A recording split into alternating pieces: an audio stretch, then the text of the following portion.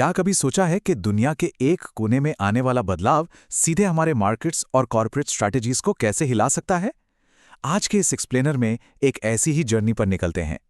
कहानी शुरू होगी ग्लोबल इकोनॉमी की बड़ी हलचलों से और आखिर में इस बात पर आकर रुकेगी कि आज के इस hyper connected, high stakes environment में मॉडर्न ब्रांड्स को किस तरह सर्वाइव करना चाहिए। दुनिया बहुत तेजी से बदल रही है और इस नई रियलिटी को समझना अब जरूरत नहीं, मजबूरी बन चुका है। चलिए सीधे इस चर्चा में उतरते हैं। आज की इस चर्चा के 5 मुख्य पड़ाव हैं। पहला, ग्लोबल वोलेटिलिटी और फ्यूल प्राइसेस। दूसरा, ऑयल स्टॉक्स का मार्केट रिएक्शन। तीसरा, मॉडर्न क्राइसिस प्लेबुक। चौथा, मार्केटिंग में एआई का रोल। और आखिर में 5वां, ऑथेंटिक कंटेंट की तरफ बढ़ता रुझान। ये एक क्लियर रोडमैप है जो सीधे मैक्रो लेवल की बड़ी खबरों से लेकर माइक्रो लेवल की कॉर्पोरेट स्ट्रैटेजी तक ले जाएगा। पहला हिस्सा, global volatility and fuel prices. इसे दी मैक्रो रियलिटी भी कह सकते हैं क्योंकि यह सीधे आम इंसान की जेब पर असर डालती है। सिर्फ इस एक नंबर पर गौर करते हैं, 100 रुपये।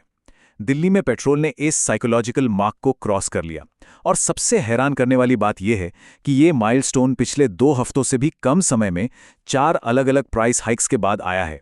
ये साफ दिखाता है कि कैसे ग्लोबल हालचाल एक झटके में लोकल इन्फ्लेशन में तब्दील हो सकती है। पिछले कुछ महीनों का टाइमलाइन देखा जाए तो हालात काफी उथल-पुथल भरे रहे हैं।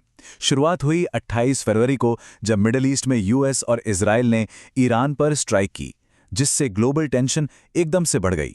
लेकिन मई के आते-आते पीस एग्रीमेंट्स की उम्मीद में ग्लोबल क्रूड ऑयल सस्ता होने लगा। पर ठीक इसके विपरीत मई के आखिर में भारत में पेट्रोल की कीमत लगभग 2.61 रुपये और डीजल की कीमत 2.71 रुपये पर लीटर तक बढ़ गई। अब आगे बढ़ते हैं दूसरे हिस्से पर, oil stocks and market reactions, यानी द मार्केट्स पैराडॉक्स। देखते हैं फाइनेंशियल मार्केट्स ने इस सिचुएशन को कैसे रिएक्ट किया। यहाँ एक अजीब सा विरोधाभास यानी एक पैराडॉक्स दिख रहा है। एक तरफ भारत में डोमेस्टिक फ्यूल कॉस्ट्स बढ़ रहे हैं, वहीं दूसरी तरफ ग्लोबल क्रूड प्राइसेस गिर रहे हैं। ब्रेंट क्रूड लगभग 4.5% गिरकर $98.83 पर बैरल पर आ गया। ये गिरावट इसलिए आई क्योंकि यूएस और ईरान के बीच टेंशन्स कुछ कम हुई और स्टेट ऑफ हॉर्मुज के दोबारा खुलने की बातें शुरू हो गईं। तो इस पूरे विरोधाभास का फायदा किसको हुआ? हमारी इंडियन ऑयल मार्केटिंग कंपनीज को। इस एनवायरनमेंट के चलते इनके शेयर्स में एक जबरदस्त इंट्राडे रैली आई। बॉम्बे स्टॉक एक्सचेंज पर हिंदुस्तान पेट्रोलियम 6%, भारत पेट्रोलियम 4.5% और इंडियन ऑयल 4% तक ऊपर गए। सीधा सा गणित है, जब इंटरनेशनल मार्केट में कच्चा तेल सस्ता होता है और देश में रिटेल प्राइसेस बढ़ते हैं तो इन कंपनीज के मार्जिन्स में जबरदस्त उछाल आता है। तीसरा section, the modern crisis playbook. Global market के तेजी से बदलते हालात को समझने के बाद अब उस स्पीड की बात करते हैं जिस पर इंटरनेट किसी भी कॉर्पोरेट ब्रांड की रेपुटेशन का टेस्ट लेता है। सो मैनी सिरेमिक्स के अंशुमन चक्रवर्ती का एक बहुत ही सॉलिड पॉइंट है यहाँ पर। उनका कहना है कि आज के वक्त में क्राइसिस कम्युनिकेशन सिर्फ एक कंट्रोल किया हुआ स्टेटमेंट जारी करना नहीं रह गया है, ये अब रियल टाइम में ट्रस्ट मैनेजमेंट बन गया है। सच ये है कि आज ब्रांड्स अपना नैरेटिव पूरी तरह कंट्रोल नहीं कर सकते और सबसे खतरनाक बात, ऐसे नाजुक समय में अगर कोई ब्रांड चुप रहता है तो उस चुप्पी को बेपरवाही या इंडिफरेंस मान लिया जाता है। आधुनिक क्राइसिस रिस्पॉन्स के 3 बहुत ही क्लियर स्टेप्स होते हैं। पहला, एम्पैथी के साथ प्रॉब्लम को एक्नॉलेज करना। दूसरा, वेरीफाइड फैक्ट सामने रखना और बताना कि एक्शन क्या लिया जा रहा है। और तीसरा, आखिरी नतीजों को लेकर पूरी ट्रांसपेरेंसी मेंटेन करना।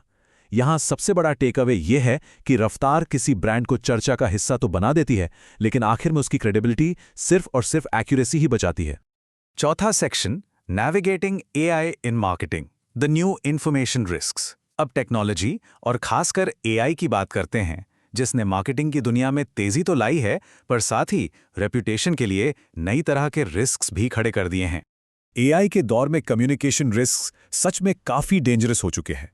गलत जानकारी या मिस इन्फॉर्मेशन का आग की तरह फैलना, इंटरनेट पर आउटरेज कल्चर का बढ़ना, एआई द्वारा बनाए गए डीप फेक्स, सिंथेटिक कंटेंट और बिल्कुल असली लगने वाले झूठे विजुअल्स।